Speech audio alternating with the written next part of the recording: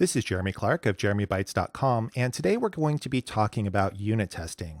Specifically, we'll be looking at TDD, or test-driven development. We're going to take a very simple task and just run it through the TDD process to see how it works. What test-driven development is a way to create code based on our tests. The idea behind this is we end up with code that matches functionality because our tests match the functionality that we're looking for. And when people talk about TDD, they'll refer to the Red-Green-Refactor cycle. The idea behind this is we start at the red step, and we do this by writing a failing unit test. The unit test fails because there's no code behind it at this point in time. Once we have that failing test, we go to the green step, which is writing just enough code to make that test go from red to green. And the third part is the refactor phase. This is where we clean up our code to make it more readable and maintainable. And when we're doing test-driven development, we constantly go through this cycle. Red, green, refactor, red, green, refactor, red, green, refactor. To walk through this process, we're going to be using a very simple problem that's known as FizzBuzz. This is a programming challenge that's often given to people when they're interviewing for programming positions. Well, let's take a look at what FizzBuzz is. Well, it's a pretty simple problem actually.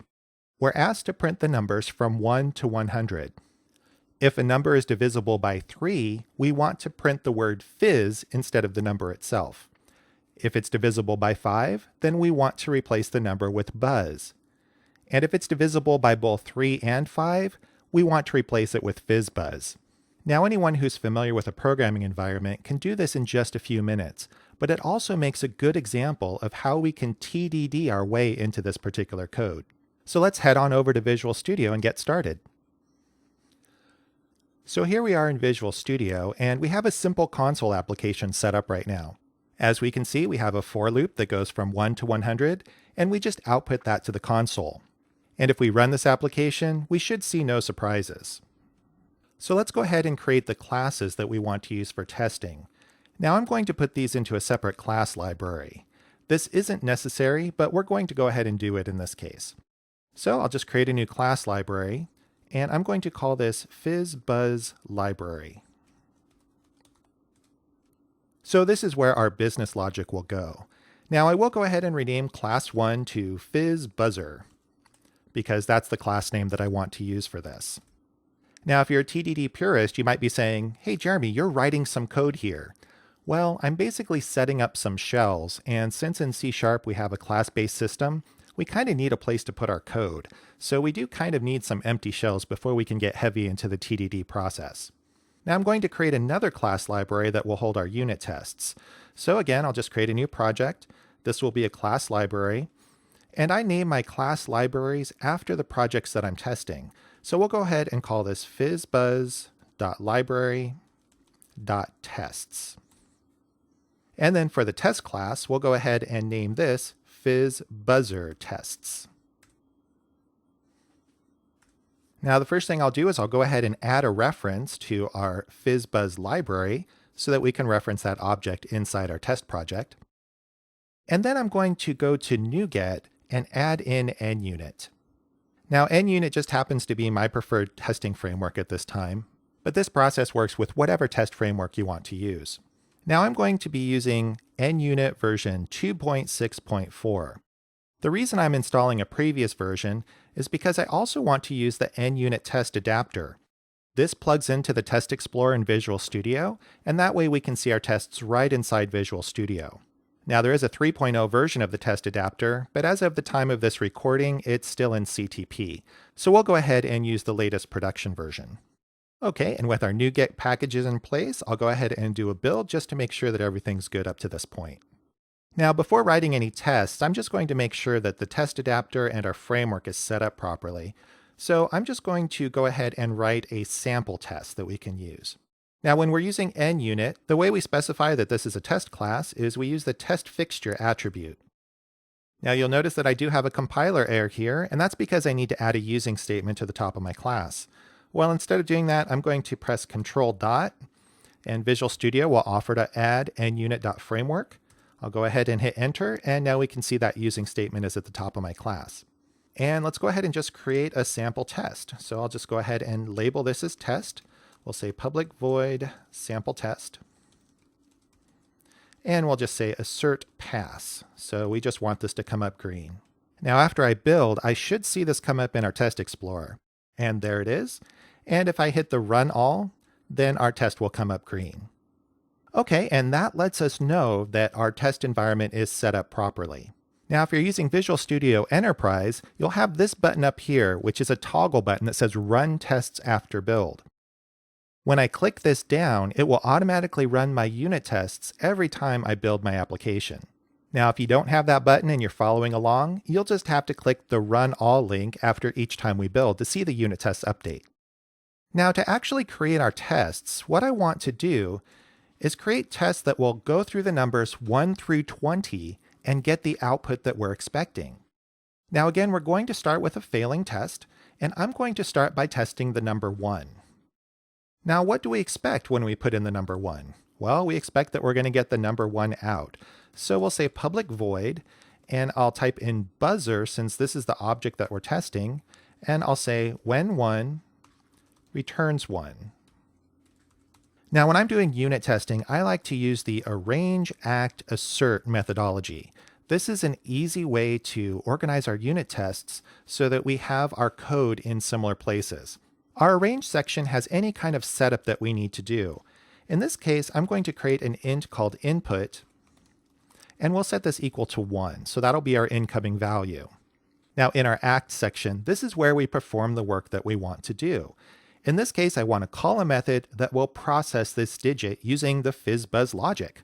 Now, we don't have any of that code right now. So what I'm going to do is I'm going to write the code that I want to test. So this is going to be on the FizzBuzzer class that we created earlier. And when I say dot, notice there's no methods in it. That's because we just have an empty class. But the code that I really want to call would be like FizzBuzzer.getValue. And then I want to pass in an integer. So in this case, we'll pass in the digit 1, and I'm going to expect that a string comes out of this. So let's go ahead and say string output equals FizzBuzzer.getValue, and again, we'll pass the integer 1 into that method. Now, if we try to build at this point, obviously we do get a failure. And when we talk about TDD and the Red-Green-Refactor cycle, a compilation failure is a failing test, so we are currently in the red state. So let's go ahead and add just enough code so I can get this to compile. Now I'm going to let Visual Studio help me out here. You'll notice that I do have a light bulb on this particular item, and we can see our error message, FizzBuzzer does not contain a definition for getValue. Now notice it says show potential fixes with control dot. I love control dot, so I'll go ahead and press that, and it'll say, hey, do you want to generate a method for that? I'm going to go ahead and hit enter. And what that will do is it will go to our FizzBuzzer class and actually generate a getValue method. Notice that it did create a parameter that's of type integer called input, so it actually matched the name that we gave our variable inside our test. In addition, the return type is string on this particular method, and that's because when we created this, we said our output is of type string, so Visual Studio took all of this information to figure out what our intentions were when we were building this method. Now, as we can see, our code is not very useful at this point in time, but it will build. So if we build at this point in time, we will get a failure. And the reason for the failure is a not implemented exception gets thrown when we call the getValue method. So what's the simplest thing we can do to get this test to pass? Well, instead of throwing the exception, we can just return string.empty. Now, if we rebuild and run our tests, I don't have anything in the test runner. Let's go ahead and do a clean and rebuild on this. And we should see that test come back up. Test runners sometimes have quirks and lose track of tests, so if that happens, a clean and rebuild will usually take care of it. Okay, so now we have a green test, but you'll notice that we don't have any assertions in this test, so it's not actually testing anything. All it's doing right now is not failing.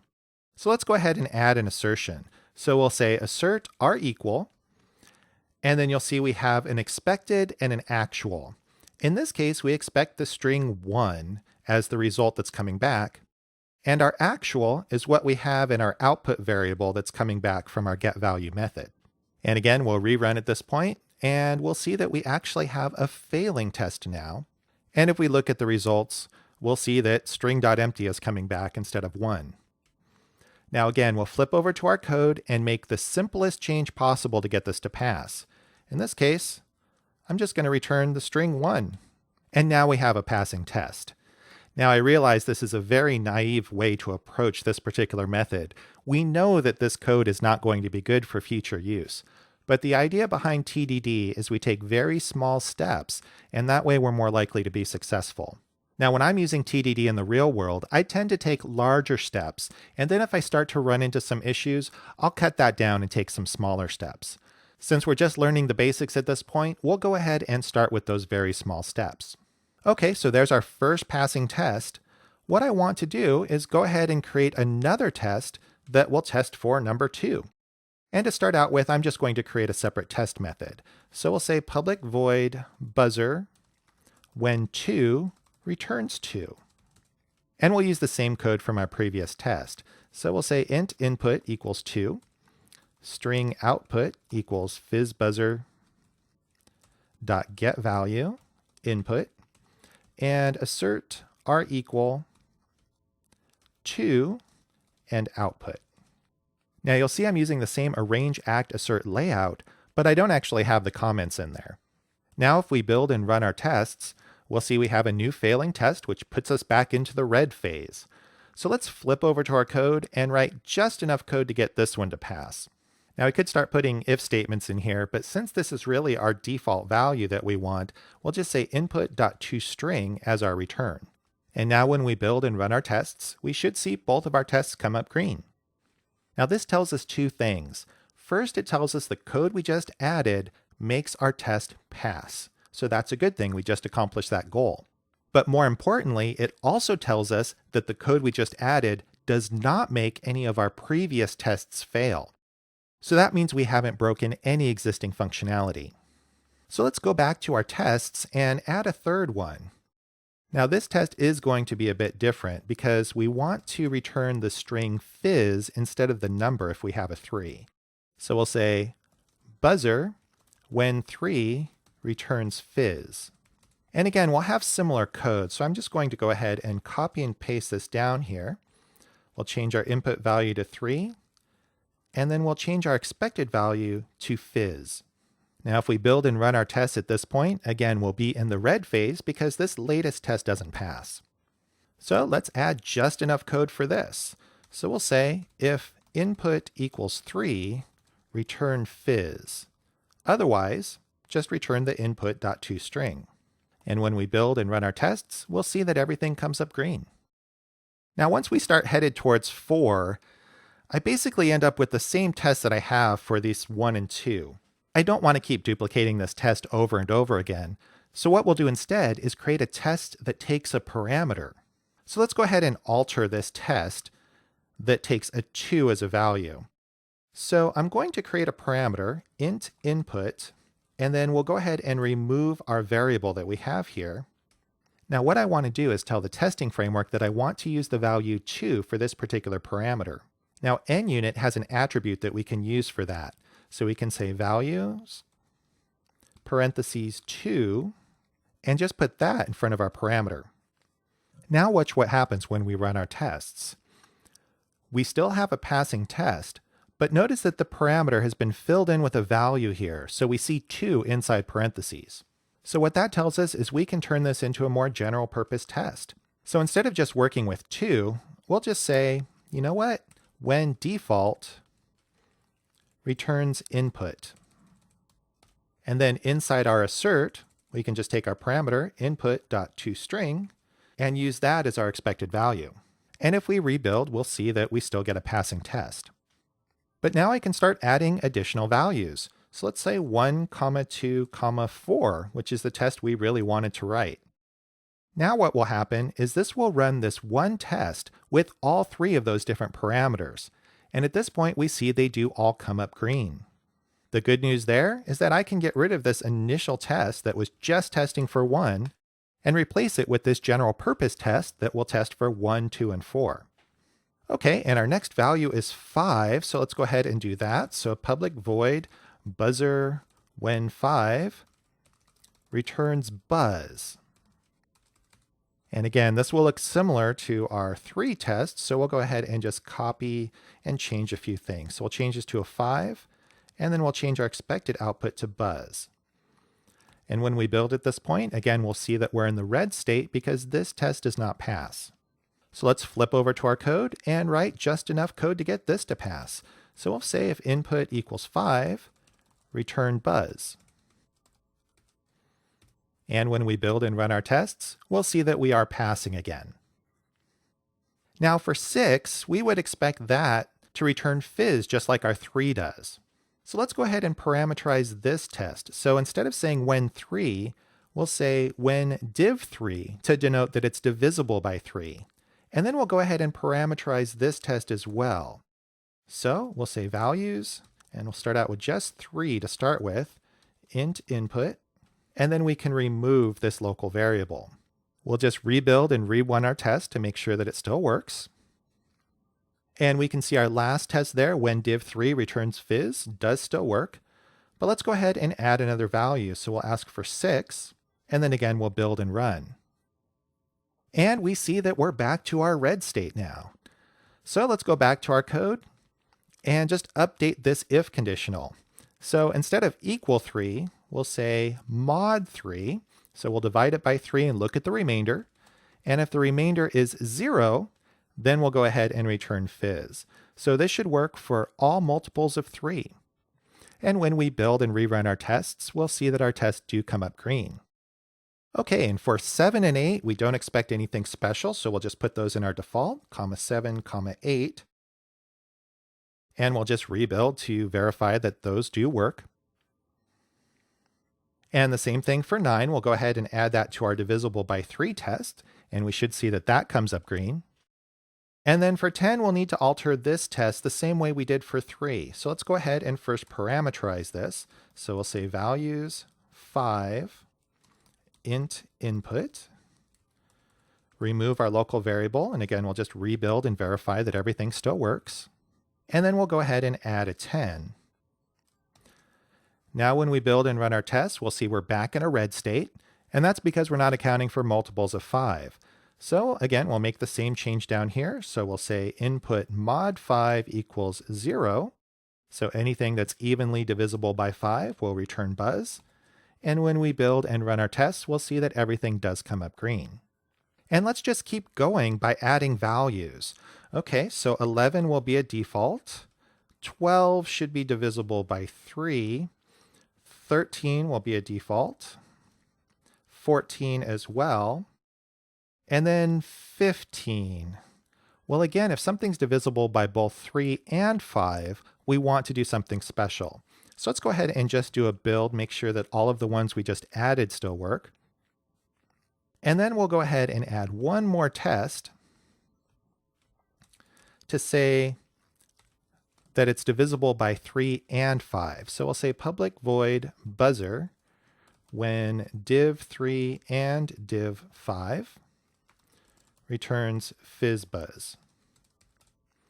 And I just noticed we should rename our 5 test so it says when div5 returns buzz.